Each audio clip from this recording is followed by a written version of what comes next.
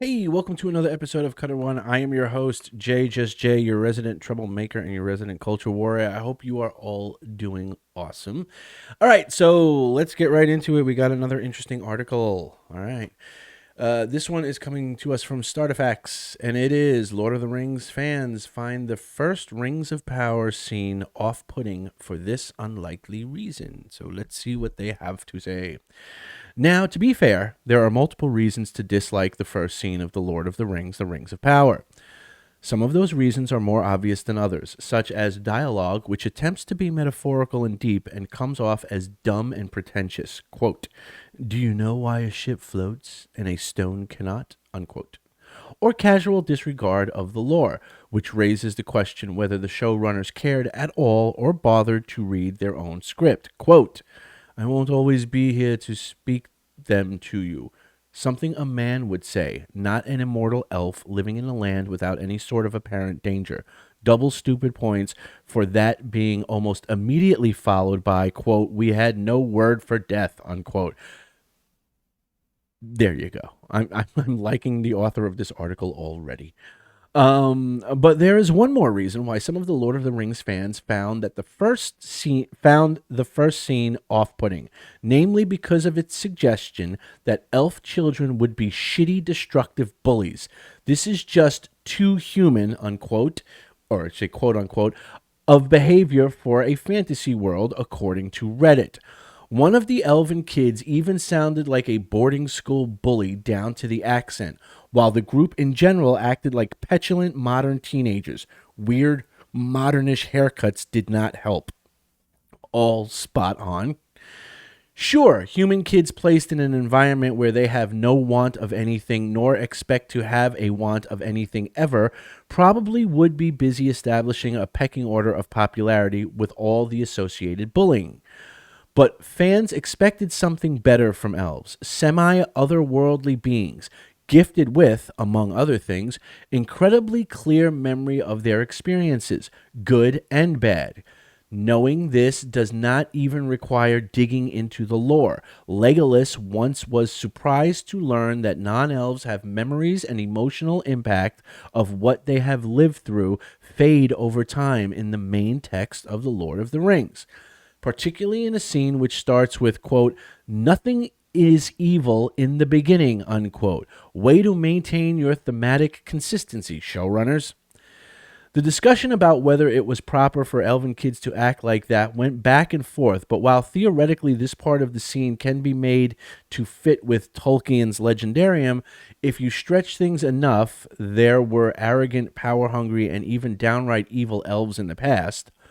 The fact remains that it did not fit with its own declared theme, a negative more weighty than failing to follow the literary source.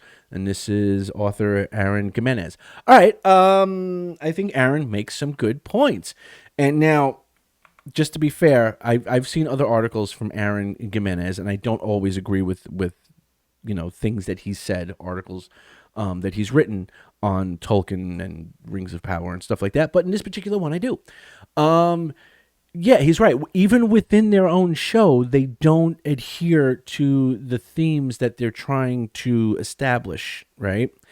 And that is that before Morgoth sullied things, if you will, the elves, young Galadriel and stuff like that, had this sort of peaceful existence, right? But yet at the same time, you're showing children bullying other children, as if it's a game, just for fun, and destroying other children's, things, the things that they made, i.e., the little floaty ship that she makes, and just overall being little elvish shits. And I agree that thematically it contradicts what that scene is trying to establish. You're trying to show this idyllic peace that existed prior to Morgoth and Sauron entering the picture, and yet at the same time, while you're trying to create this sense of peace, of everlasting peace, this perfect existence, you're showing it as being anything but. Like I said, you have these annoying shit little elf kids being annoying shit little elf kids. So I mean, yes, in addition to like the clunky dialogue and all that stuff, it is. It's just one more reason to take issue with the whole thing. It does make them too human, and that seems to be a recurring thing that the Rings of Power did, which I don't understand why. As I've mentioned in other videos, Peter Jackson even went out of his way to change how he filmed the scenes with the elves in order to emphasize their otherworldliness, their not humanness, right? Where he films them using certain lighting and certain colors, are highlighted, and there's certain soft focus techniques that are used to sort of give them this otherworldly vibe. Whereas the Rings of Power, I mean, for fuck's sake, I mean, they didn't even keep like the long hair. They're like, no, Arondir has a fade, a perfect fade, okay, in Middle Earth.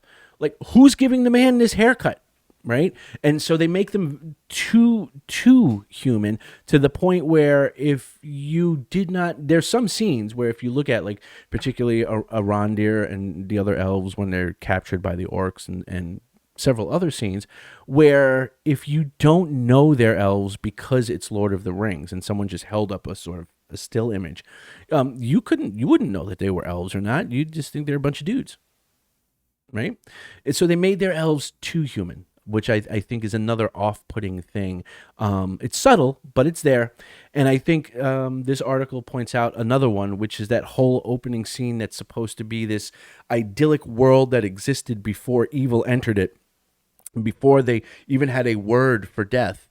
And yet you're already showing elven children as being these sort of bullying little shits, and it just doesn't make any sense. It contradicts itself. At least that's my take. I agree with the author of the article, but let me know what you guys think down in the comment section below. Do you think that the whole thing with the elves bullying baby Galadriel, what was it contradictory to the themes that the show was trying to get across at the same time in the same scenes, i.e. this perfect pre-evil existence versus a perfect pre-evil existence, but you already have kids bullying other kids?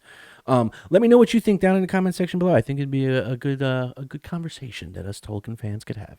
So yeah, I look forward to reading your responses. If you like the video, like the video. If you feel like sharing the video, by all means do so. It helps it get seen by more and more people. If you have not subscribed, I would hope that you would consider subscribing. It helps me with the algorithmic things. It helps it do its thing so that YouTube can put it out there. And if you have already subscribed, thank you. You are a beautiful badass. All right, folks, I look forward to reading what you guys have to say about elf bully children, and I will talk to you guys on the next one. Remember to be good, be safe, be awesome, and I'll talk to you soon. Peace. Bye.